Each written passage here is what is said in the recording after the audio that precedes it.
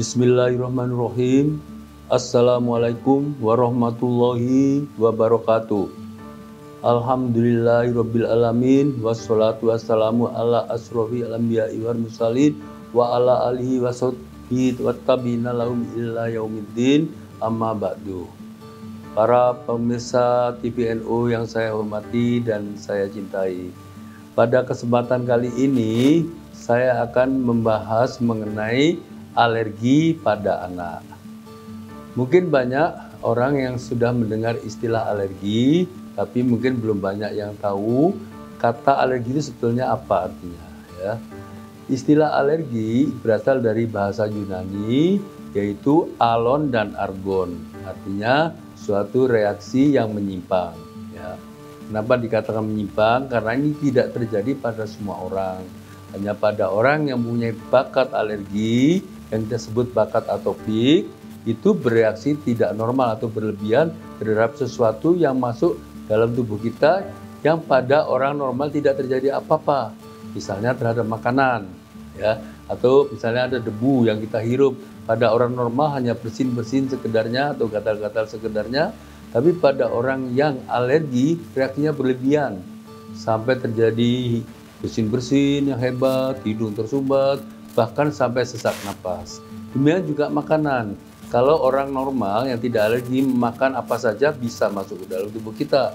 Tapi pada orang yang alergi, contohnya misalnya alergi terhadap udang, bila mengonsumsi udang maka akan timbul reaksi yang dari ringan sampai berat. Ya, ringan misalnya hanya muntah-muntah, diare, atau gatal-gatal seluruh tubuh. Bahkan bisa terjadi yang berat yang kita sebut reaksi anafilaksis atau sampai shock.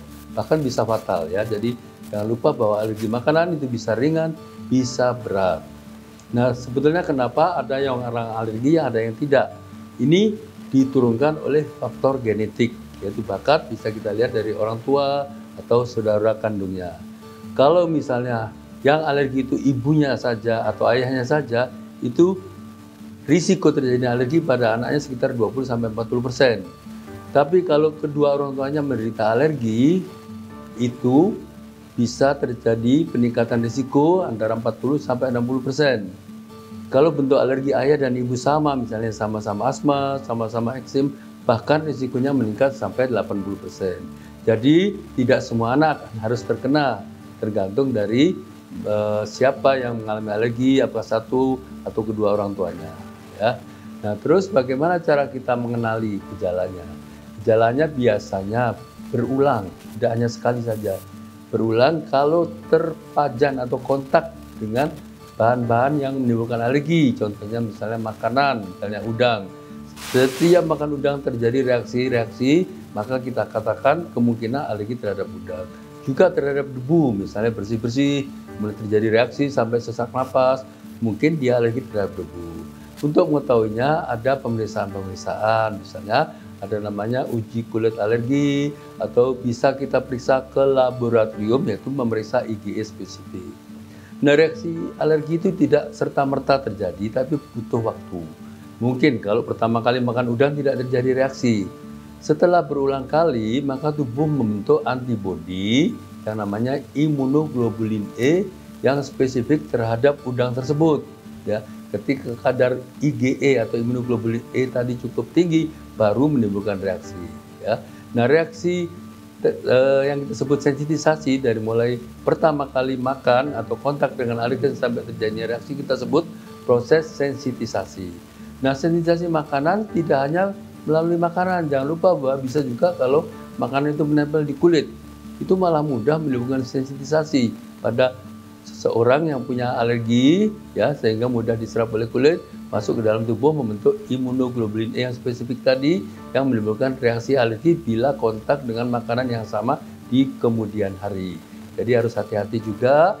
Jadi kalau kita punya anak atau bayi yang punya bakat alergi, jaga kulitnya baik-baik. Jangan sampai belepotan kalau makan, atau jangan sampai misalnya sering kontak-kontak dengan debu dan sebagainya melalui kulit atau melalui yang dihirup. Karena pada orang yang alergi atau punya bakat atopik, ada gangguan barier atau pertahanan yang kita sebut pertahanan bisa di kulit, bisa di saluran napas, bisa di saluran cerna, sehingga mudah kemasukan protein yang bersifat alergenik tadi. Nah, pada bayi pada usia dini itu lebih mudah mengalami alergi karena fungsi saluran cernanya belum matur, fungsi saluran napasnya belum matur, fungsi kulitnya juga belum matur sehingga mudah kemasukan alergi. Inilah menjelaskan kenapa pada anak mudah mengalami alergi dibanding orang dewasa. Nah, kalau sudah tahu demikian, maka kita harus melakukan pantangan-pantangan dulu. Ya, pantangan-pantangan ini pada beberapa waktu nanti akan toleran kalau kita menghindari dengan baik sambil diberi pengobatan. Pengobatan terhadap penyakit alergi ada yang bersifat reliever atau pereda gejala, jadi menghilangkan gejalanya saja, tapi tidak menyembuhkan alerginya. Kalau alergi ini berlangsung sering dan berlangsung menahun, boleh atau bisa kita berikan pengobatan pencegahan yang dipakai jangka panjang. Biasanya setelah selesai pengobatan, satu persatu makanan itu boleh dicoba, biasanya dengan tambahnya usia, dengan maturnya fungsi saluran cerna dan fungsi imunologi akan toleran. Jadi alergi makanan umumnya bersifat sementara. Contohnya alergi susu sapi, paling cepat 1 tahun sudah sembuh. Yang kedua mungkin 2 tahun ya, 1 tahun sekitar 50%, 2 tahun 75%, dan tahun ketiga biasanya 90% lebih sudah toleran terhadap susu sapi. Nah, ini berhubungan dengan mungkin nanti kalau misalnya kita punya keluarga atau anak yang menderita alergi, kalau misalnya pergi keluar kota, tentunya pada mudik lebaran pada kali ini, maka jangan lupa ya, kita minta bekal pada dokternya obat-obatan, karena kita ketika di daerah, bagi libur sulit mencari dokter kalau terjadi reaksi-reaksi. Tapi jangan lupa juga menghindari makanan-makanan, karena banyak makanan kan kalau lagi lebaran, makanan-makanan yang tidak tahan sedapat mungkin dihindari. Demikian yang saya bisa sampaikan secara singkat, mudah-mudahan bermanfaat. Wassalamualaikum warahmatullahi wabarakatuh.